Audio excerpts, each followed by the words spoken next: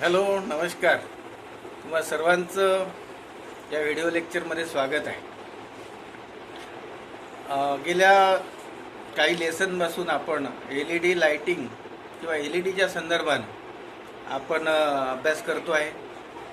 या LEDच्या बाबतीतल्या ज्या काही महत्त्वाच्या बाबी आहेत, जे त्यातलं महत्त्व आहे किंवा LED कशा पद्धतीनं काम करते आणि LEDचं कशा पद्धतीनं आजच्या आधुनिक लाइटिंग सिस्टीममध्ये कसं महत्त्व आहे या बाबतीची आपण चर्चा केली होती. परंतु LED याचं कंपॅरिझन पण आपण पाहिलेलं होतं की इनकॅन्डसेंट लॅम्प असेल, नंतरचा आलेला CFL असेल आणि आपली LED याच्याबद्दलचा आपण अभ्यास करतो आहोत. यांचं कंपॅरिझनचा चार्ट आपण बघितला होता.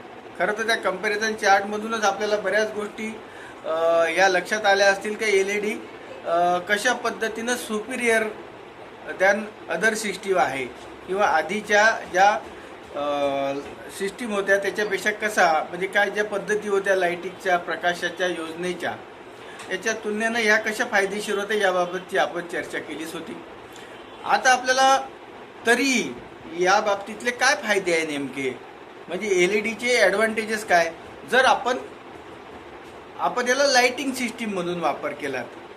लाइटिंग म्हणजे प्रकाश योजना ज्याला म्हणू आपण, जी घरामध्ये प्रत्येकाला गरजेची आहे. आपण नित्याच्या व्यवहारामध्ये प्रत्येकाच्या घरी असो, इंडस्ट्री असो, कारखाने असो, रस्त्यावर स्ट्रीट लाईट असो, कुठल्याही पद्धतीनं जिथे सूर्यप्रकाशाची अनुपस्थिती असल्यानंतर आपल्याला प्रकाशाची गरज पडतं आणि मग त्या हिशोबाने आपण प्रकाश व्यवस्था निर्माण करतो.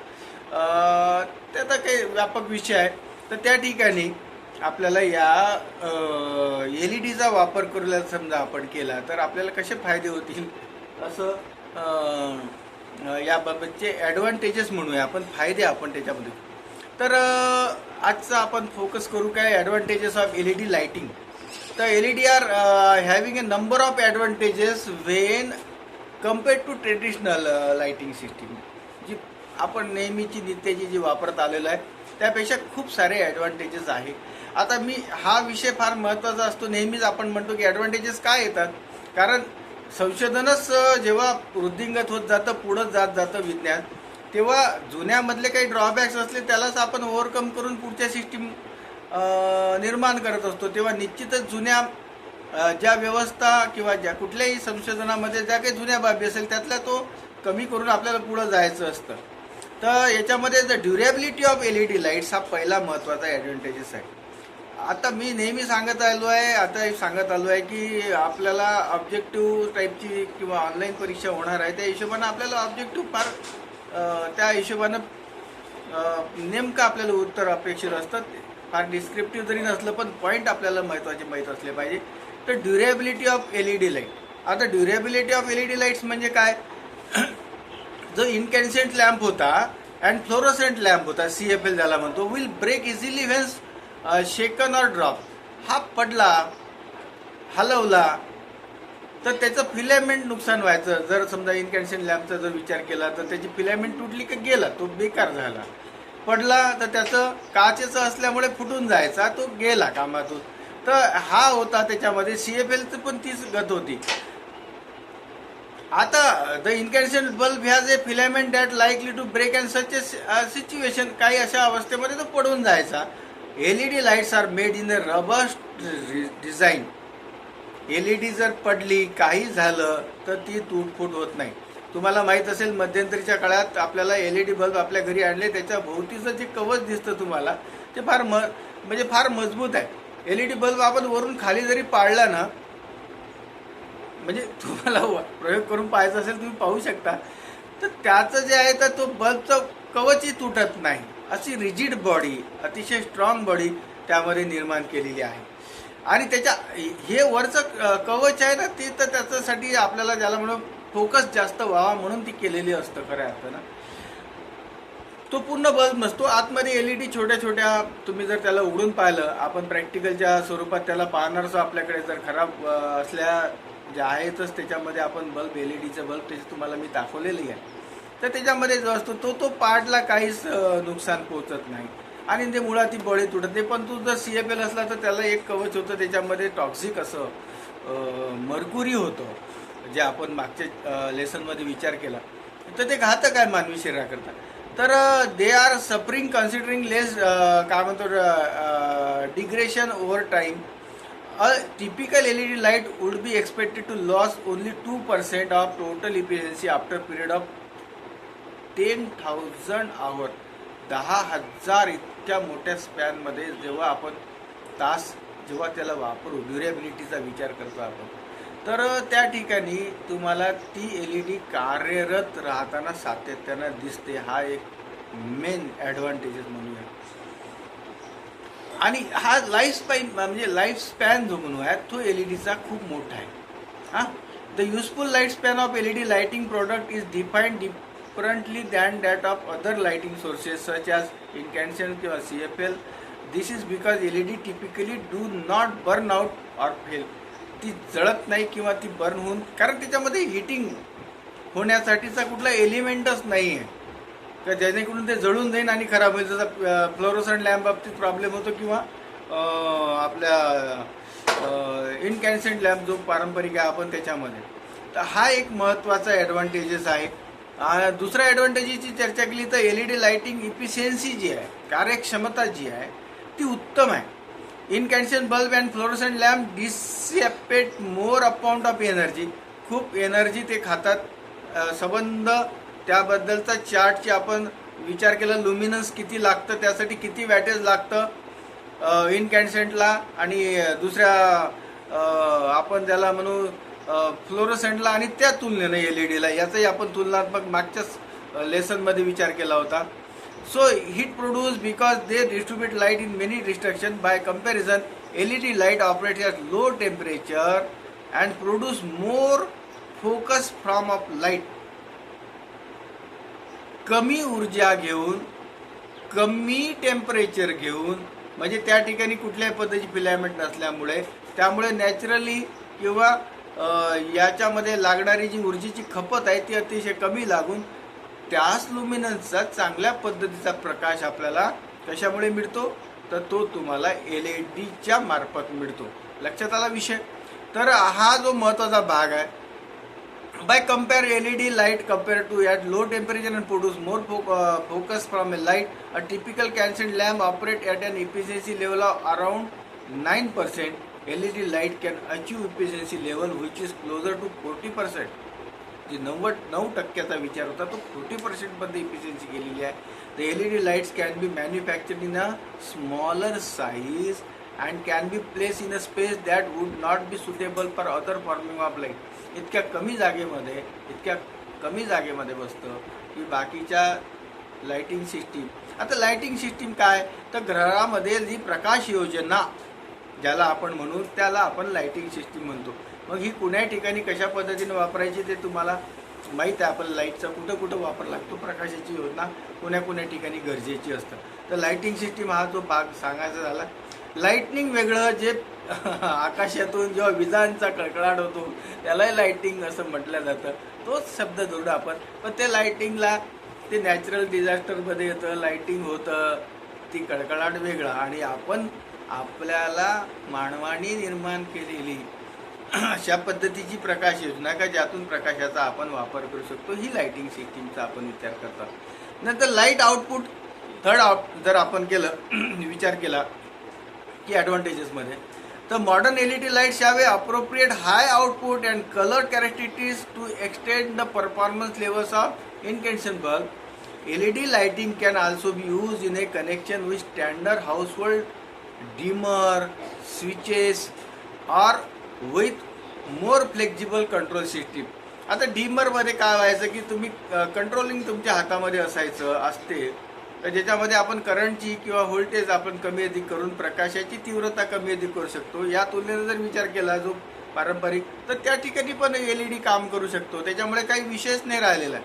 त्याच्यामुळे LED मोर काय म्हणतात कम्फर्टेबल टू अदर सिस्टीम किंवा पारंपरिक सिस्टीमला सुद्धा. तर पुढचा जर विषय केला तर disappointing of LED light. Unlike fluorescent bulb, LED light does not release mercury into the air. जो आताच आपण विचार करतो तो नेहमी की मर्क्युरी हा टॉक्झिक आहे, जो मानवी शरीराकरता किंवा मानवी जीवनाकरता घातक असा आहे, तर तो त्याच्यातून येतच नाही, कारण त्याच्यामध्ये नो, आपण कालही चार्ट पाहिला त्याच्यामध्ये नोच म्हटलेला आहे. तर अशा पद्धतीनं रेंज ऑफ युजेस, याचे रेंजेस पण जे आहे, आता तुम्ही जर वर तर पाहत असाल या व्हिडिओमध्ये, जर या ठिकाणी हे LED लावलेले आहे, LED पॅनल्स आहे. हे पॅनल्स जे आहे त्याच्यामध्ये वापरल्या गेलेल्या LED बल्ब्स आहे. माझ्या घरातले जे वरचं मी दाखवत आहोत त्यामध्ये तुम्हाला सांगतो. तर LED मध्ये तुम्ही अलग अलग पद्धतीच्या डिझाईन आहे, वेगवेगळ्या आकाराची आहे, वेगवेगळ्या साईजमध्ये तुम्हाला मिळतं. तुम्ही तुमच्या योग्यते, तुमच्या आवश्यकतेनुसार तुम्हाला जशा पद्धतीनं बसवायचं आहे तशा पद्धतीनं त्याच्यामध्ये फ्लेक्झिबिलिटी आहे. तर रेंज ऑफ यूज जे आहे त्या पण वेगळ्या आहे. पुन्हा याच्यामध्ये अल्ट्राव्हायलेट रेज असेल त्या नाही आहे, डू नॉट अल्ट्राव्हायलेट. त्याच्यातून जे प्रकाश, त्यातून जे विकिरण आपण ज्याला म्हणतो, ज्यांना शरीराला मोठा पुन्हा प्रॉब्लेम जाऊ शकतो, अशाही पद्धतीचं कुठलंही त्याच्यातून विकरण होत नाही. विकरण का होतं तुम्हाला सांगतो, युरेनियम किंवा ज्याचा आपण विचार करतो तो अणुबॉम्बच्या किंवा काही बाकीच्या गोष्टीच्या मध्ये, तर त्याच्यामधून जेव्हा आपण काही गोष्टींचं विकरण होते, कुठलं जर समजा आपण एखादं मटेरियल वापरलं जे समजा त्याला आपण काय म्हणू, त्याच्यातून उत्सर्जन होत असताना किरणांचं उत्सर्जन होतं, रेडिएशन होतं इंग्रजीमध्ये परफेक्ट शब्द. तसं हे रेडिएशन नाही की जेणेकरून त्यातून निघणारे प्रकाश किरण आपल्या शरीराला काही बाधक आहे, अशाही पद्धतीची काहीही शक्यता LED मध्ये नाही आहे. पुढचा जर ॲडव्हान्टेजचा विचार केला तर इन्स्टंट लाईटिंग हा पण फार महत्त्वाचा भाग आहे. आपण जर एखाद्या काही ठिकाणी फोकस लावतो किंवा काही ठिकाणी आपण पाहतो फिलामेंट मोठे लावून, काही कार्यक्रमामध्ये आपण जे लावत होतो त्याला ती फिलामेंट बल्ब मधली जी फिलामेंट आहे ती ग्लो व्हायला, ती हिटिंग होऊन काही काळानंतर मग तो प्रकाश पूर्णत्व त्याच्यातून आपल्याला प्राप्त होतं. असं या ठिकाणी नाही. LED क्विकली तुम्ही बटन ऑन केलं की जी त्यामध्ये LED आहेत त्या ग्लो होणं सुरुवात करतात आणि पुरेसा प्रकाश तुम्हाला देतात. तर इन्स्टंट लाईटिंग हा पण फार महत्त्व आहे. One of the drawback of traditional lighting is there does not light up immediately. ते तात्काळ असं प्रकाशित होत नव्हत्या, तो जो ड्रॉबॅक होता तो इथं निघालेला आहे. लेस वायरिंग रिक्वायर्ड, फार कमी वायरिंग लागतं यामध्ये, हा पण एक फार महत्त्वाचा ॲडव्हान्टेजेस आहे की खूप किचकट अशा पद्धतीची अरेंजमेंट तुम्हाला लाईट लावण्याकरता इथून तिथे वायर, तिथून तिथे वायर अशा पद्धतीची नाही आहे. LED lights operate with a low voltage and current, so the size किंवा गेज ज्याला म्हणा वायर टाकण्यासाठीची of wire use to house wiring will be less, so the cost of wire bundle will be lesser in all aspect. जर तुम्हाला चांगल्या जाळ्या तारेचा टाकावा लागला तर गेज असला, HWGनं आपण जो गेजचा पहिल्या सेमिस्टरमध्येच विचार केला होता तो असा, तर म्हणजे त्यामुळे लागणारं जे कंडक्टरचं आहे ते कंडक्टर तुम्हाला कमी लागतं. मग ते कॉपर असो, ॲल्युमिनियम असो किंवा त्याची पण कॉस्ट कमी होतं. कारण करंट कॅरिंग कॅपॅसिटी जेवढी आपल्याला जास्त लागेल तेवढा आपल्याला जाळीचा तो तार वापरावा लागतो, कारण हिटिंग होतं. इथे खूप कन्झम्पशन कमी असल्यामुळे तुमचा हा पण खर्च वाचतो. नंतर लेस वायरिंग रिक्वायर्ड ज्याला म्हटलं आहे त्याच्यामध्ये हा मुद्दा आलो. आणि हेल्थ बेनिफिट्स आहेच आहे, जे आता आपण लोअर मेंटेनन्स कॉस्ट आहे, खूप कमी याची आहे. मेंटेनन्स जर आलं तर खूप कमी आहे. ॲक्च्युअल मुळामध्येच LED बल्ब इतके स्वस्त मार्केटमध्ये आहे की त्याचं मेंटेनन्स नाहीच आहे, किंवा तरी पण त्यातले समजा 1 किंवा 2 LED मधातल्या खराब झाल्या तर 4-2 रुपयामध्ये तुम्ही त्या LED रिप्लेस पण करू शकता. आपल्या ITचे मुलं ते तर नक्कीच करू शकतात. त्याच्यामधले पॉईंट्स घेऊन त्यातल्या ठिकाणी जर आपण लावले SMD ज्या येतात SMDच्या स्वरूपात येतात, सरफेस माउंट डिव्हायसेस म्हणून LED आजकाल येतात. आता SMD चॅप्टर आपण पाहिला तर किती थोडक्यामध्ये त्या येतात. तर त्याच्यामुळे त्याच्यासाठी लागणारी मेंटेनन्स कॉस्ट पण खूप कमी आहे. तर हा एक महत्त्वाचा आहे. नंतर डायरेक्शन लाईट सोर्स जे आहे की प्रकाशाचं एका दिशेमध्ये जो मार्गक्रमण करून त्या स्पेसिफिक एरियामध्ये तुम्हाला पाहिजे, तर LED are directional light sources which means they emit light in a specific डायरेक्शनला देतात. एका विशिष्ट दिशेमध्ये ते प्रकाशाचा झोत जो आहे तो पार पडतात. जसं इन्कॅन्डेशन लॅम्पमध्ये व्हायचं किंवा फ्लोरोसन बल्बमध्ये व्हायचं तसं या ठिकाणी होत नाही. तर for this reason LED lighting is able to use light and energy more efficiently in many applications. खूप साऱ्या वेगवेगळ्या पद्धतीच्या वापरामध्ये त्याचा वापर होतो. तर हा एक मत आहे. हीट डिसेपिट इन LED, तर त्या ठिकाणी कुठल्याही प्रकारचं हिटिंग एलिमेंट नसल्यामुळे हा ॲडव्हान्टेजेस आहे की त्या ठिकाणी कुठलंही असं ऊर्जा किंवा त्याच्यातून प्रकाश अतिशय होणार आणि त्यासाठी तुम्हाला उष्णता निर्माण होणार अशा प्रकारचं कुठलाही नाही. The LED lighting system are not radiate heat as much as an incandescent lamp or halogen lamp. त्यामुळे this is useful done with the help of heat sink which is passive device that absorb the heat produced and dissipate it into the surrounding environment. आजूबाजूच्या वातावरणामध्ये त्या ठिकाणी जी वापरलेली heat sink आहे तीच ती absorb करून घेतं जर काही निर्माण झाली.